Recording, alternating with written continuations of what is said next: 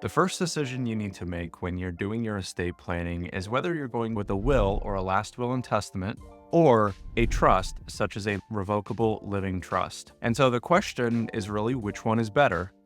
My name is Maxwell and I'm an estate planning attorney in Maryland. Now, this question is a little bit misleading because a will and a trust are both tools. So it's kind of like asking which is better, a hammer or a buzzsaw. It really depends on your circumstances and your long-term plans. But there are a few pros and cons of each to consider. When you pass away, if you own anything solely in your own name that does not have a beneficiary designation, that goes through what's called probate. Probate is the court process of distributing an inheritance. Generally speaking, if you have a will, your assets will be passing through probate. And if you have a revocable living trust, then those assets in the trust will not go through probate. And so we'll start with some of the pros of a last will and testament. The first is that it's generally cheaper and easier to create. You essentially have a legal document that says, when I pass away, this is where I want my things to go. However, when you pass away, that's when the work really begins.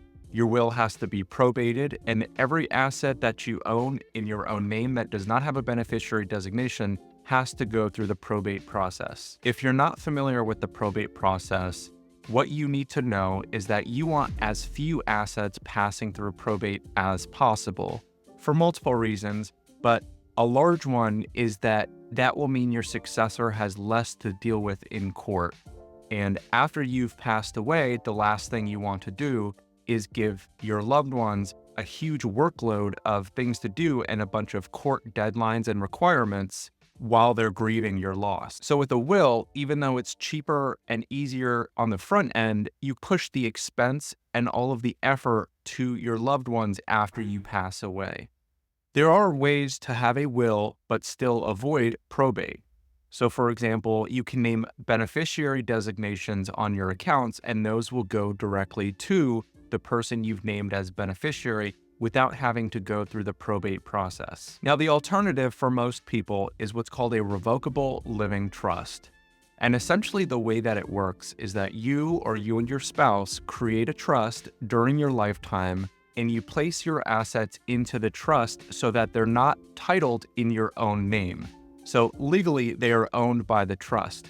However, with a revocable living trust, you have full control and authority over the assets in the trust during your lifetimes. It doesn't disrupt if you want to sell your house or buy a house. It just means that on paper, essentially, your assets will be owned by the trust so that when you die, any of those assets that are owned by the trust will not have to go through probate because they were not titled in your own name. This is a huge advantage for folks who generally have a more complex financial situation and don't want to burden their loved ones with having to deal with dozens of different assets passing through the court process of probate. Through the trust, what you do is you place your assets into the trust, and then when you create the trust, you say what you would like to happen to those assets after you become incapacitated or pass away. And then when you pass away, your successor trustee essentially just steps in, carries out the terms of the trust, and none of it has to go through the probate process. One of the advantages is that it makes it easier on your loved ones after you pass away.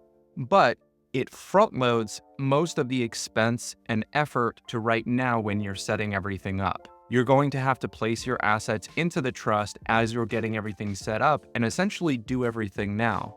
That can mean that you have to pay for a deed to transfer your property into the trust. And so there are generally more expenses and effort required on the front end of setting it up. Generally, the more complex your assets are, the more a revocable living trust may make sense. So one circumstance where it may make sense to go with the last will and testament is if you do not own property, you have one car, and you have a checking account with maybe $15,000 in it. In that case, you can name beneficiaries on those assets and then have them go directly to who you want them to go to without having to pass through probate. Now, if your financial situation is a little bit more complex, let's say you have kids, you have grandkids, you have charities you'd like to donate to, you own property, your assets are over $100,000 in terms of their total value, it may make sense to have a revocable living trust so that your loved ones don't have to deal with a dozen different interested parties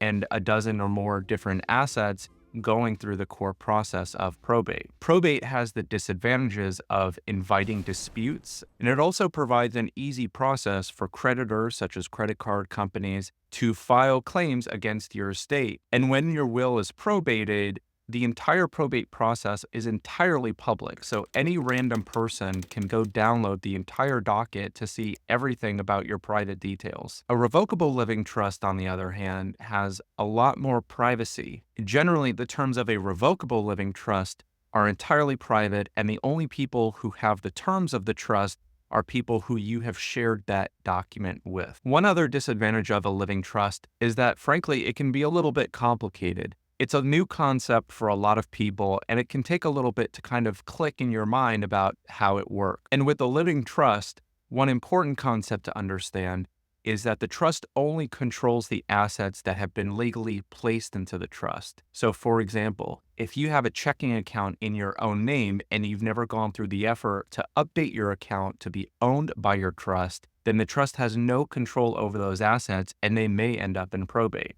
With the revocable living trust, it is so essential to do it properly to make sure that everything is set up, because otherwise the trust will not function as intended. So generally, if you're looking for a more simple and cheap option, go with the last will and testament, but remember, all you're doing is pushing the expense and the effort to your loved ones after you pass away while they're grieving. The revocable living trust saves a lot of expense and time and effort for your loved ones when they actually have to step in and carry out your wishes. Generally, neither a trust nor a will has a tax advantage over the other. Which tool is best for your circumstances really depends on a lot of factors, so it's so important that you discuss this with an attorney to weigh the advantages and disadvantages in your particular situation. The information in this video is intended to provide a general overview for educational purposes and should not be used as a substitute for actually discussing your situation with an attorney.